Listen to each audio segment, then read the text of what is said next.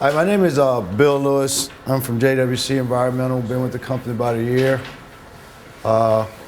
Spent a lot of time up in the Blackstone and Lake Road area, up northeast period, building the power plants. I built the power plants for a company I'm working for out of Switzerland called Alstom, ABB, Alstom Power, working with, I'm sure you guys have heard of Shaughnessy. I did a lot of work with those guys. We're building power plants up in the Northeast from Milford, Connecticut, up to Lake Road, Bellingham, Blackstone. So, like I said, I spent a lot of winters up here. Oh, every time I start. Bye. I'm going to talk about start out with talking about the control panel and the interfaces and what faults it'll give you and how to program it to the numbers that coincide with the flow, be it raising the numbers up to make it go longer or lowering them to make it to run shorter cycles. The grinder itself will give you a grinder jam, and grinder jam, what it does there is it senses a jam in the cutters. It'll stop, reverse once. If it didn't clear, it'll reverse again for 2 times, giving you a total of 3 reversals for 30 seconds. If it doesn't clear, then it faults the unit out. It trips it out. During that time, if the grinder stops, the auger will continue to run. They kind of work separately of each other. And it works the same way with the auger. The auger will get a jam. It'll go into a reverse, try to clear it out. If it doesn't, then you'll get a fail light on it, but the grinder will still work. And if you go down there and you see the fail light, all you need to do is maybe even take the inspection cover in the auger case off the auger to see if you actually have a jam.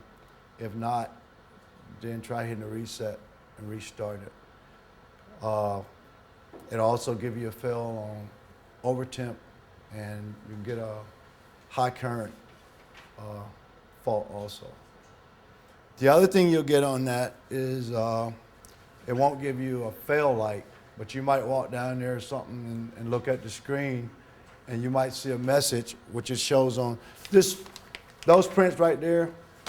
This is the bigger one, which usually stays in the controller. So much easier to read, I'm sure. You might walk down there and you'll see something that says auger startup torque required.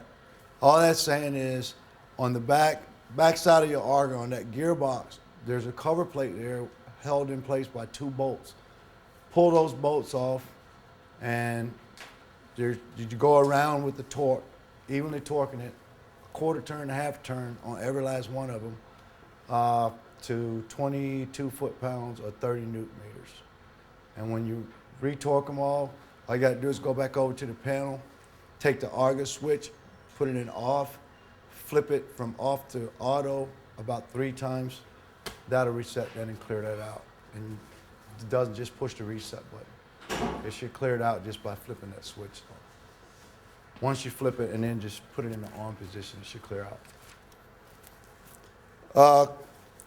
The way to set this thing is every time you want to change a number or something in there, be it the date, the time, the run times, or the, what else was it? The auger cycle time. All you got to do is F1 and enter at the same time, and it'll let you go in, you hit the clear number, hit the clear button on whichever number you want to reset, put the new number in, hit enter, and you're done with it. It really won't let you screw it up because, I mean, you're either going to clear one out and put another one in and hit enter, but you're not going to just go in there, go to it, and put the number in there. It won't let you do that. And I'll show you that when we get down there to look at the panel. On your run cycle times, right now it's set up for, you got a forward, reverse, stop, reverse, forward. Right now it's set up for forward run, 30 seconds, and it stops for 8 seconds, reverse for 15 seconds, stop again for 8 seconds, then run 60 seconds. And just like I told the guys this morning,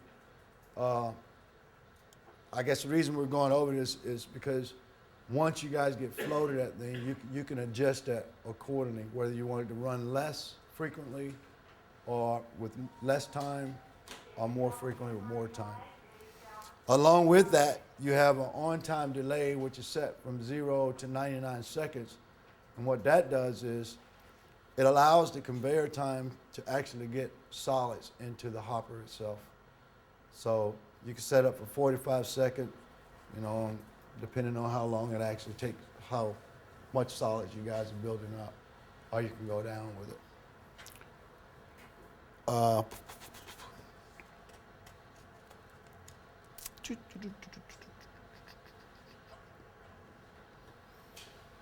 And the way to set that is just hit F5 and enter. Same thing. F whatever the number is, hit enter at the same time, and it'll let you clear that number out. Just hit clear. It'll zero that number out. You'll get a blank there.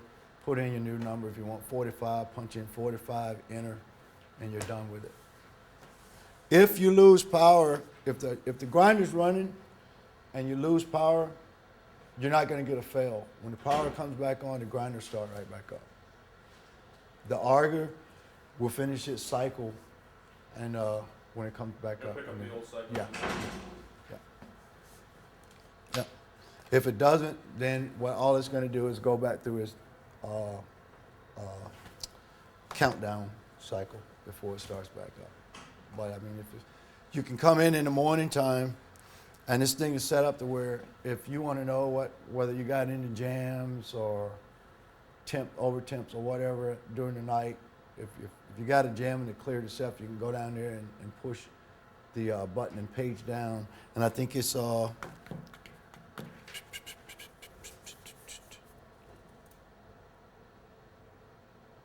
always forget that one.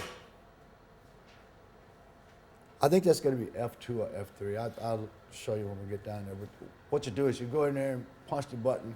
It'll show you grinder over temp, grinder overloads. It'll show you grinder jams, and all that stuff that we were just talking about, the faults and stuff that you'll get. However, it won't have a fault. It'll just, if it doesn't have a fault, you still can see that. It even gives you the hours that the auger has run and the number of days and all that stuff. The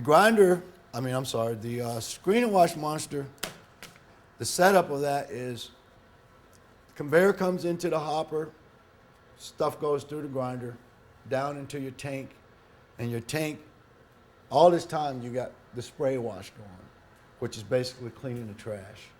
And when it goes down into your tank, that excess water goes back out the drain. On this side over here, you have a cap to where if you want to do any maintenance or whatever, you want to drain the water down, just pull that cap to drain the excess water out. Once it gets down into the screen itself where your auger's at, and that's where your cycles come in. And that's again, where you want to make the determination on how you want to set it. I'm sure different times of day you guys are going to have different flow rates. So, you might want to set it at one flow rate and it might work for the whole time. You might want to set it at a longer cycle rather, and just leave it at that. It does its forward thing, washing the solids, then it stops, still washing, goes reverse to get an extra rinse, back to stop, and then back to forward to get your extra rinse. And then, just like I was also telling the guys this morning, you might not see nothing. If we put that thing in operation today, you might not see a cake come out of there for 2 or 3 weeks. Because it takes a while for it to build up, especially you got that big old pipe that it's got to build up in. So in the meantime, what it does is it just pushes all that stuff right here, and as it gets stuff in, it kind of gets together there. Is any of this tied into SCADA, or is this all from the operator? It goes from SCADA. That's why you got your on, auto, and remote. The remote gives you, obviously, for the switch over the body machine itself, auto. You should be able to see all of this from the SCADA. Yeah, so whatever you do here from the interface, you can also do it on the SCADA system. No, I don't think it's set up that way. I think you So actually, it's off, auto, yeah, manual, local, or yeah, whatever the hell. local remote Local and remote. on. And then On any adjustments come from the operator interface. Yeah, yeah, yeah. But I mean, I'm sure you guys skaters set up to where you see a fail and all of that Yeah, stuff. it is. Yeah. Again, local is just right there in front of the controller. Auto, you can see it from the skater that just telling the auger to do its own thing. Everything working independent of everything else. It's just working off the PLC itself. And remote is if you want to be over there messing around with the machine or something and you want to have quick access to turn it on or whatever. But that switch on the controller, in order to operate it from over there, has to be in remote and on. You can take control from the switch, but you can't take control at the switch from the controller. So everything has to be, control has to be given from the controller. Those cycles I was telling you about on your augers go anywhere from 0 to 450 seconds. I've never seen anybody go all the way up to 150 seconds. Usually they typically we set them up probably max 120 seconds, which is plenty of time. And you don't want to keep your reverse at a long cycle time. You don't want all that stuff to back up in there. You want to get it out of there as quick as possible. So you might want to set it up for reverse, maybe 10 seconds. Let that be that.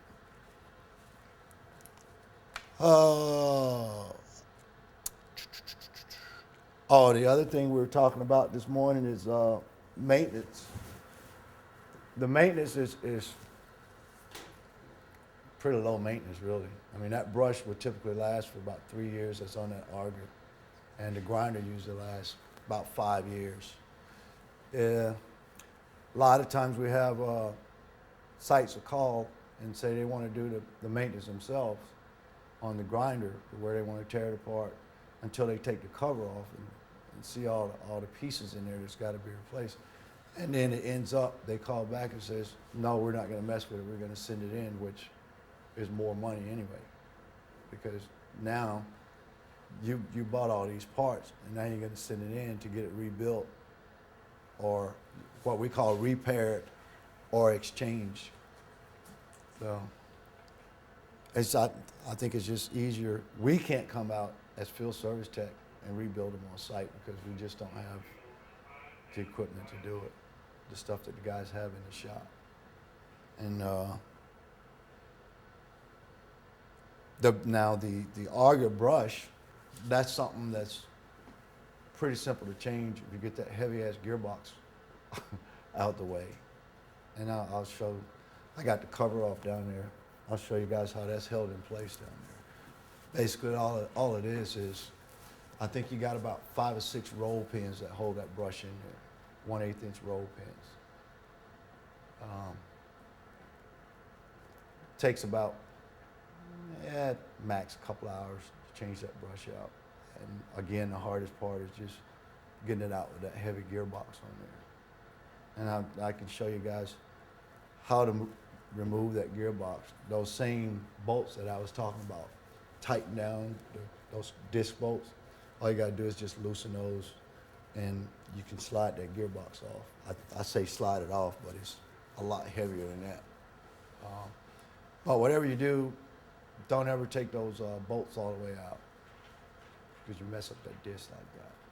You just loosen them, and you're pretty set with that. Again, when you're torquing those, just make sure you go in the clockwise or counterclockwise too, because you want to evenly torque all the way around, because a lot of people go clockwise and it kind of gets it wobbled a little bit.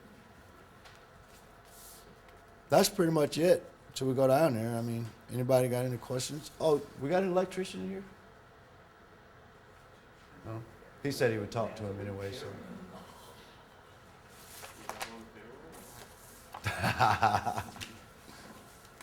I mean, basically, as operators, basically the only thing you got to be concerned with is your fails and plugging in your numbers as to your cycle run times and stuff like that. Maintenance, it's I'll show you that. Yeah, I'll show you that grinder and everything on that when we get down there. what to look for. There's no really, the greasing in that thing is maintenance free so far as the greasing because it's lubricated at the shop and that stuff lasts forever. But it's pretty much any gear grease you can use on it. But I've never heard of anybody calling and having problems with the grease. The other thing I want to tell you guys, there's my cards. If you should have any problems and you want to call our office, got a question or something, always look on the side of that control panel or even on the grinder or the auger and get the sales order number because that's the first thing they're going to ask when you call in. You got a sales order number. It just makes it easier because you call and you don't have a sales order number. It would probably be easier for me to find if I'm in the office because I'm actually here during the startup. But the guys that usually work in the office, they really don't. You can tell them the site or whatever, but they still might have a harder time finding the sales order number. And I was telling them also, what I've done is to make it a little bit easier, is when I go do a startup, I print out everything that for this job, parts and everything, so that way they can look in the folder. If your electrician called and says, oh, I need a CT or something like that, you know, and they can say, okay, what's your sales order number? And you can just go right in that folder and get the part number, and it saves time. So that way you're not calling 2 or 3 days saying, hey, you know, what'd you find? Because some of the older jobs, I guess before my time, a lot of the sales order, for whatever reason, the tag's gone off of it or whatever, and people call and they don't have a sales order number, and they might have been going through 2 or 3 grinders already, and the serial number changes on the grinders. So we have a hard time that way. I mean, if at all, if you got a problem with the grinder, even if you see the serial number and everything's right there on the non-corrosive tag, that's on the side of those things. So it helps out.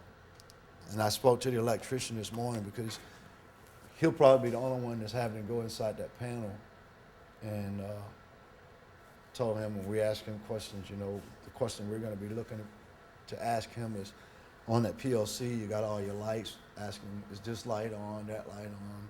Try and troubleshoot.